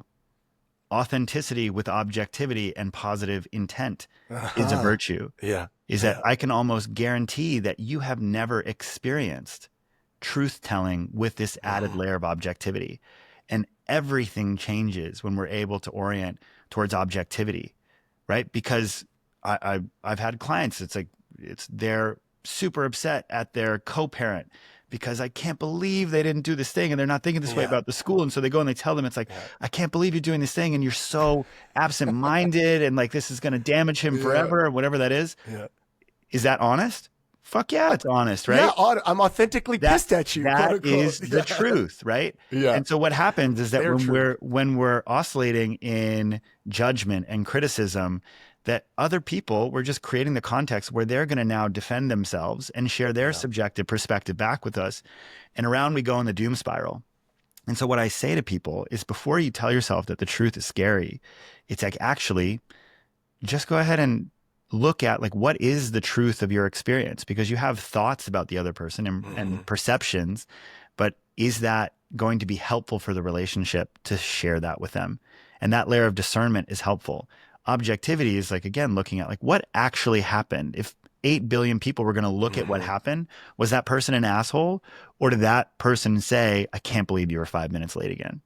Right? Yeah. There's a big distinction there. And so most of us have never experienced telling the truth with objectivity and positive intent. And once you understand that, it becomes infinitely more accessible to tell the truth. And what I'll often kind of invite people is like, if you are in relationship with someone else, right?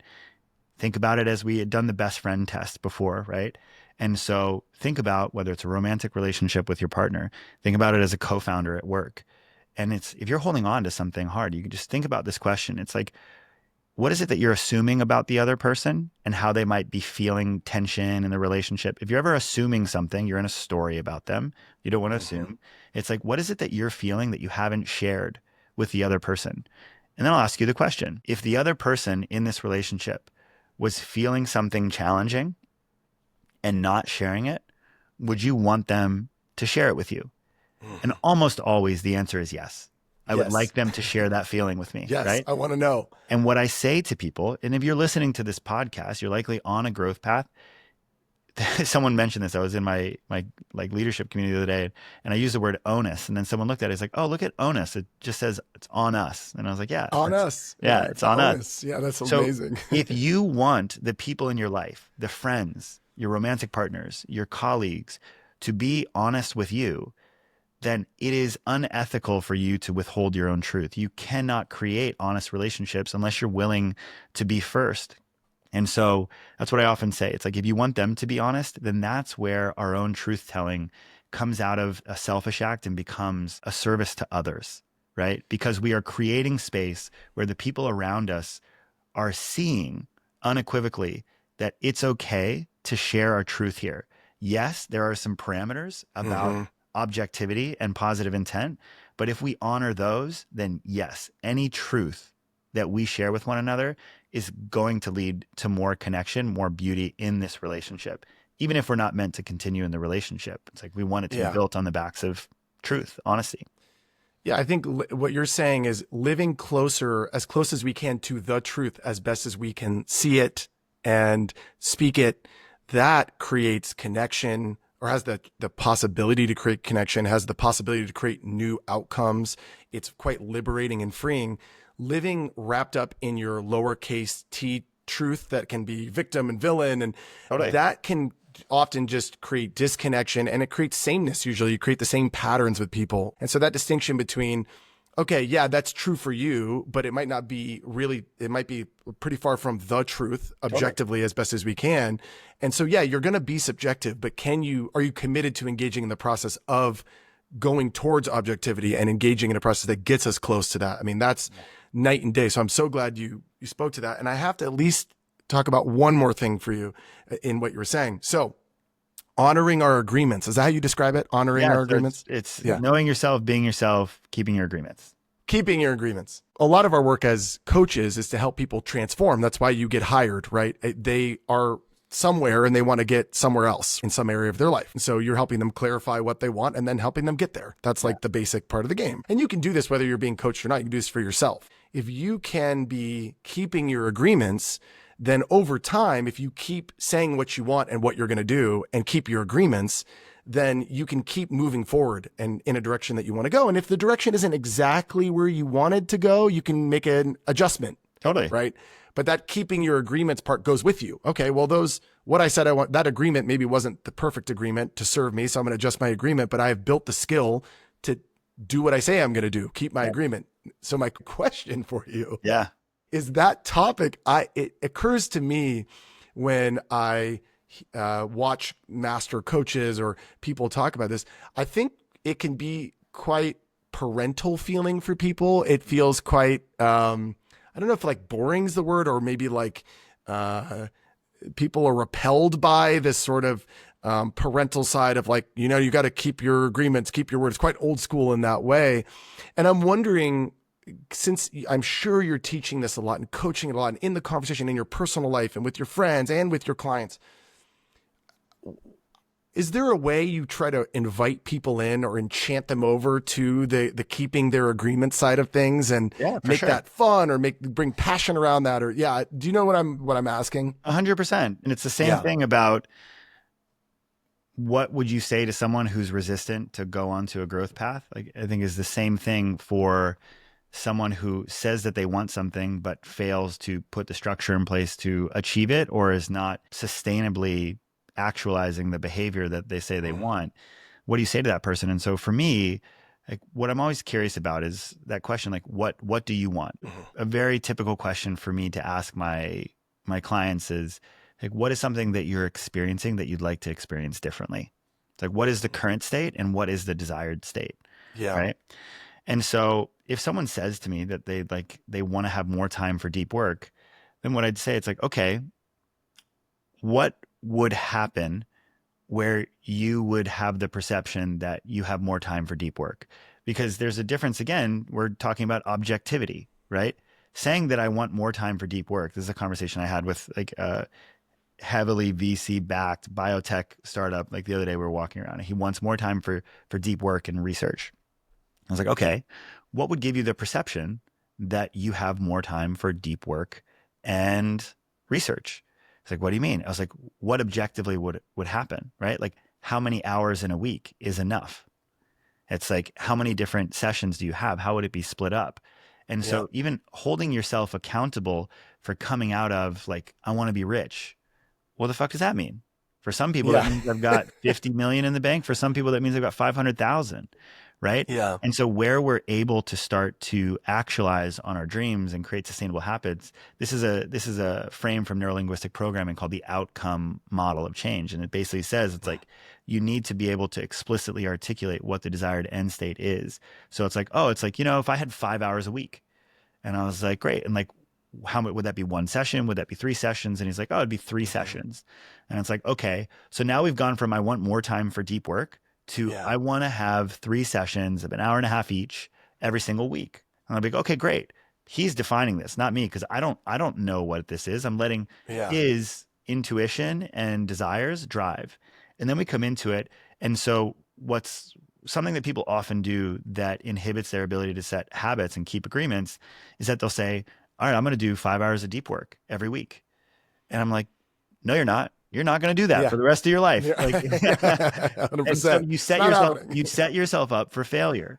So one of the Yeah. things you can do, this comes from a BJ Fogg, who's works at Stanford's D School. He has a great book called Tiny Wins about engineering like habit forming products and behavior change. And he says like, you want to create room for tiny wins.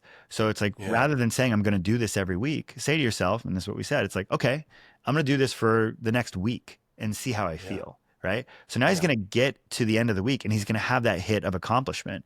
And then once you finish it for the week, now it's like, oh, do I want to extend that out for a month? And then he can go and do a month. And if he likes it and now he's getting the benefits of it and he feels it versus it being theoretical, now he can extend that out to a year, to 3 months, to a Yeah. quarter, right? And so now he's actually doing that. So I'd say that's one of the most helpful things, is to come out of the intention of what it is that you want. I want to feel more connected to my partner. Fuck you. Like, no, you don't. Like, you have an urge that you would like that. If you really wanted that, you need to take it a step further and say, well, what would happen? What would Yeah. exist? What would we be doing to have the perception that we are connected, and taking responsibility for articulating it a little more clearly. And what's helpful is that not only are we more likely to succeed in the new behavior, but we bring more awareness to the failures, which is just as important. Because what happens, and this is like a real danger of faulty habit formation, is that a lot of our commitments to ourselves are implicit versus explicit. Like a very Mm. easy one here would be food, right? It's Mhm. like people will say it's like, oh, I'm paleo, right? So they say like Mhm. no carbs for me. Then they go out and they don't have any good food that's there. And so they have like sourdough bread. And you're like, it's sourdough bread. It's not real bread. And so they eat it. And sure, like that's just a little thing that happened, but also subconsciously, what we just showed ourselves, because we talked about identity, right? We've showed Yeah. ourselves that I am the type of person who doesn't keep my agreements. So Yeah. now when they say, oh, it's like I only do a couple of cigarettes a week, it's much easier for you to break that agreement with yourself, because you just showed yourself that, again, the identity that you're developing subconsciously is that I am Yeah. the type of person who doesn't honor my agreements. And once we're Yeah. explicit about like all of my important agreements that are contentious, I have them written down next to my computer. Things like screen time, things like time with Yeah. Melissa. I write them down, because that tension and the resistance of knowing that we're out of alignment with that agreement makes it more likely that we'll come back into alignment, or we'll renegotiate that agreement appropriately. So just like a couple of frames there about the mastery of honoring our agreements. And that's all about the intrapersonal. But again, when it comes Yeah. to leadership in both personal and professional lives, like there's a whole process of, again, my whole ability to manage people has gone through this like quantum leap transformation where I just like I no longer really argue with people. I don't spend a lot of time managing. Anytime I'm pissed off or upset with someone, I just Hmm. immediately go with, hey, if anything's happening in my business that consistently pisses me off, I'm immediately just going to, what is the agreement that needs to go into place? And if the person who I'm working with is not capable of meeting the agreement, delivering something to the degree that I'm satisfied with it, then it's like I either need to eliminate that person or accept their capacity to meet me. It's one or the other. And so it just again it transforms our ability to lead ourselves as well as others. And so again, man, integrity is just like I find it to be one of the most productive, empowering, liberating skills that we can give ourselves to. Yeah, it just blows me away how you're able to take your frameworks that I know and you know, we like both know the same framework, but your ability to like deliver it at like that really high quality, but succinct level is really blowing me away. So, Thanks, brother. Well, that's really the joy of writing for me is like uh, is I relate to writing as this art form that invites me to articulate the wisdom that has had the greatest impact on my own life in yeah, such a way that other people can access it, right? And so it's in the process of writing and sharing through like my unique lens and lived experience that I refine it in such a way that I'm yeah, able to share it in a way that is honoring of, again, the gift of my life. If something yeah, has impacted me, as simple as like last night I was at dinner and someone like the conversation was just going and then someone looks at me and they're like, hey, you want to like unify the conversation for us? They know like that's the thing I do. And I just yeah, asked the question. I was like, what's the last thing that surprised you? And it led to this beautiful dinner. And so I'm like, man, that was so great. And that's so simple. And so now my mind is just like, okay, so like share that. Right. And so yeah, by sharing it, it's like I'm honoring the beauty of that moment, gratitude, fundamental for me. And then in the process, I'm just internalizing the wisdom with the words that do it justice. So because I have chosen this path of being a teacher, hopefully I'm more effective at then conveying that on the back end. So it's so apparent. I mean, one question I was going to ask you, and now we're in overtime, but I you're was good. really going to ask you: Yeah, does that writing come from your mom? Did you always write? Does it come from like, is that the baton passed to you? Because you really do blow me away as a writer. And I know your mom. I don't know your mom that well, but I know enough to yeah. know that like that's her thing. So is that where that comes from, or how, were you always a great writer? It I would be remiss not to acknowledge it. I think that again, Yeah, we talked about it earlier. Is that the biggest imprint on our sense of self is definitely parents, and yeah, to have my dad who started several aviation businesses, small businesses, and then my mom who was a writer. I very much saw at a young age that entrepreneurship and carving your own path is possible, and that you can yeah, actually build a living doing it. And I think that with my mom, I grew up being an errand boy at the Hawaii Writers Conference, right? So I was yeah, delivering, food to like Mitch Albom and Stephen Covey and like all these people. So I saw people who were interacting with life in this way of codifying and sharing yeah, wisdom and helping people that way. And I think that my mom's work really did shift into helping people to articulate their ideas in such a way that other people can access the value of them. It was like her inspiration moment is that she was writing about confidence and concentration and relationships, and she saw so many authors who would come to this writers conference, and for many it was like $10,000, $15,000. They get to meet agents and they get to meet publishers, which is hard for the single mom who's yeah, writing fiction in her nighttime, right, and has no connections. And they'd come to this conference and they'd get to pitch these panels at the end, which was like the big draw for the conference. cool. And she saw so many of these people who'd get in that room and they would just start crying because they would Oh, freeze. They had so much yeah, anxiety. And my mom yeah, saw this time and time again. And she was like, man, it's like so many people have important work inside of them. And it's not that they don't have the ideas or the wisdom, it's that they don't know how to convey that get it in the out. package that Yeah, other people can relate to it, get it, buy into it. And so she started to really shift her work to focus on that. And she just happened to be, I would say, truly world class. And a lot of, people who are exceptional and world renowned, like Seth Godin and Tony Robbins, have acknowledged her as like one of the best in the world at that specific type of strategic communication and branding. And one of the first things I did after I left my nonprofit is I joined her, and I was like, hey, like you can create an agency. Like let's systemize all of your Mm-hmm. techniques and frameworks and train other coaches. And so basically when I was 24 and I left my nonprofit, I joined her. And so I kind of had to build this. I didn't have to, but I wanted to build this training program. And so through osmosis, I had to learn these things. And so when I was 24, I had all this wisdom about like, here are the frames that make it easier to convey value, to share ideas effectively, which became my Achilles heel. Because as you and I have talked about in the past, like one of my real challenges in life was social anxiety, was that I Mm-hmm. had so many limiting beliefs about my intelligence and my ability to succeed at the level of my peers. And I had all of these tools around communication and how to ask the best questions and how to frame stuff. And so I really mastered the performance of Andrew because I knew how to Yeah. do that effectively. I knew how to give a Yeah. TED talk when I was 24 years old. I knew how to give a Yeah. talk at Summit Series when I was 25. But also, I was just deeply fucking afraid inside Yeah. and thought that I was going to get found out. But I Mm-hmm. relied on these tools and these techniques and these frameworks. And then where everything shifted for me was when I was about 27 and I got introduced to this modality called Gestalt awareness practice. Right. And it was in this moment, it was the first time that I was ever invited to really relate to other people transparently. Just what am I thinking and feeling? Just share it. Like curiosity. Like what do I want to know about other people in presence? Come out of stories. And I had this moment.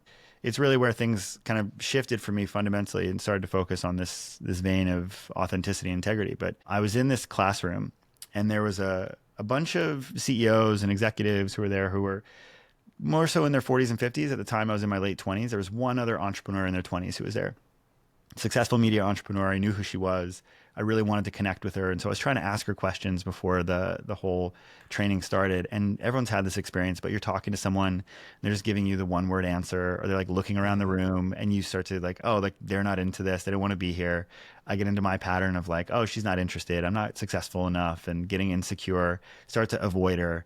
And then at our first break, the facilitator left us and he was like, authenticity. Whatever you're thinking and feeling is real and valid, deserving of a voice. Curiosity. When you want to know something, ask the question. Presence. Come out of stories of what the future holds and just be right here. I was like, okay, great. Like, let's try it on for size. So I'm getting coffee, and this woman walks over to the coffee machine. I was like, hey, like, Megan, do you have a second to chat? And she's like, yeah, sure. And I was like, so I just want to let you know that I love what you built. I think it's super inspiring. And I've been trying to connect with you and ask you questions. And I want to let you know that I haven't really felt you reciprocating them back or really being that interested. And it's all good, but I wanted to let you know Mm-hmm. that I'm going to stop. And if you ever want to chat while we're here, just let me know. And so she pauses for like a 3 count. And then she just starts bawling. Oh, And I was like, man, this authenticity stuff is bullshit. This is not going well at all. yeah. And then she opens up. She looks at me and she's like, Andrew, this is the last place on the planet that I want to be right now. Oh, And she was like, my co-founder's suing me. My boyfriend and I are breaking up. Like, I don't want to be here. And it mm-hmm. was truly like the end of Matrix One when Neo sees the lines of Yeah. his imagined reality, right? And for me, what I imagined in that moment was I realized that like I wasn't insecure because of what Megan had done. I was insecure because of the story that I had made up about not Right. being smart enough, about her not being interested. And I immediately realized that what I'm doing with Megan, I'm doing with every single person in my life. I'm doing it with everyone in the training. I have a story about what they're going to think of me, how I need Mm-hmm. to be perceived a certain way with my friends. Is that it's not what's happening. It's the stories that I'm creating about how they perceive me and who I need to be. And so the moment where things really shifted was not that. It was when we got back into the room and the facilitator looks at everybody and he says, okay, does anyone have anything they want to share before we get started? And she raises her hand and she says, yeah, I don't want to be here. And the facilitator, masterful, just kind of rolls with it. And he's like, hey, thanks so much for sharing. Doesn't ask any Mm-hmm. follow up questions, just says, thanks for sharing. And he says, does anybody else have anything they want to share? Someone else is like, yeah, I don't understand this. Like, I work at a bank. This is never going to work with the people who are there. They're not touchy feely like this. Not going to work. He's like, great, thanks. And it was in that moment where I realized that it was me being honest with Megan, where she was able to come back and be honest with everyone else. And Mm-hmm. then other people were able to be honest. And I was like, wow, I am trying so hard to preserve some imagined perception where other people will think I'm smart, successful, where I belong, where I'm accepted. And I was like, I had felt in that moment the energy of being myself, the relief of being myself. And I saw that other people were able to do the same thing when I did that for myself. And that's when everything changed. And I was like, look, it's great to know how to tell a story. It's great Yeah. to know how to introduce a concept. And those tools are super helpful. But if you're doing that on top of a foundation that tells you you need to be different than you are and you're not enough exactly as you are, then your process is going to be ultimately unfulfilling and less effective than it could be otherwise. And so that's when everything shifted. And I was like, man, like what I really want to explore is how to be myself and do that in a way that is effective, that does command authority, that does win buy-in for the projects that I care about. And that was the fundamental shift where I would say like, oh, this is mine to teach. Like I feel this transformation happening in Mm-hmm. me. Started to share it with my friends, and friends started to resonate with it, and I started to share it with my first group, and like now it's just continued to evolve until now. And I'm excited to keep doing it. But that was the That's moment. awesome. Yeah. Yeah. Well, it's cool too that like I imagined your skill of frameworks and the process you can set up to be the packaging for your communication, the branding of it, and how you can make it consumable. How that came first, but also became like a shield, which is something I can really relate to. And then you inverted it, and your authenticity leads, like your presence, your authenticity leads, and then those are there as supporting that, right? And that's so much more powerful and connective than the reverse, right? Where you're hiding behind the frameworks Totally. and the models. So yeah, it's truly my experience of you is that. And so it's so cool that the story is, it's such a beautiful arc to that story that arrives on what it's like to be around you. Yeah. Well, thank you, brother. I appreciate it. Yeah. We've already kept you longer than we agreed to. So that's a perfect place to leave it. I just want to see, what do you want to plug, Andrew? Mm. What do I want to plug? Yeah. You know, So the people know. the easiest way to connect with me is typically through my live events. And so I do coach at any given time. I've got a roster of about 25 founders and CEOs. But outside of that, I do these quarterly men's retreats currently through the Junto. So if you are a man who feels the call to lead and wants to build community with other like-minded individuals on a growth path, like come out and join us. We're in California, LA, and Austin. California, New York, and Austin. And then outside of that, we're launching our first relational leadership trainings in 2026, which is going to be a co-ed Cool. offering just focused on some of the skills that we talked about here, which is how do we orient ourselves to telling the truth with objectivity and positive intent so that we can show up in every relationship, personal and professional, with authenticity and efficiency. And so that's something that we're really excited about. So those are great. And I typically will publish a long form blog post every Wednesday on Substack, on the Relational Leadership Substack. And that's a great place to connect with me and see if you're into what I'm dishing out. But that's what I have going on, and easy ways to plug in. That's great. The Substack is great. And I will say, and I don't say this lightly, Andrew is truly one of the greatest coaches on this planet. So I'd say that from the bottom of my heart and from experience of him. So if anything here really struck you, run, don't walk, truly. So thank you so much, Andrew. I really appreciate it. Yeah, brother. It's great to see you, man. And Coco, what I'll say is every single time I see you, you have like a radiance, which I don't even know is a word that I've used to describe another human, but truly like you have an infectious positivity on life. And like you blend that with what's interesting is that when I think of positivity, I think about it as like one dimensional, but you're not that. And like Yeah. you talked about Mm, your access to, again, other states like sadness and tears and mhm. vulnerability. And so what I really appreciate about you, and something I'm always looking for, is like, who are people who are successful and creating and serving, but also leading with that kind of deep kindness. And that's always been something that I've experienced in you. So deep respect, brother, and really love the time chatting today. Oh, damn! I really appreciate you saying that. It means the world to me, and certainly, you bring that out of me. It must be in there, but I think every time I see you, you get the best of me. I certainly my radiance is it flows out. So Cheers, no, I brother. appreciate that, man. That was beautiful.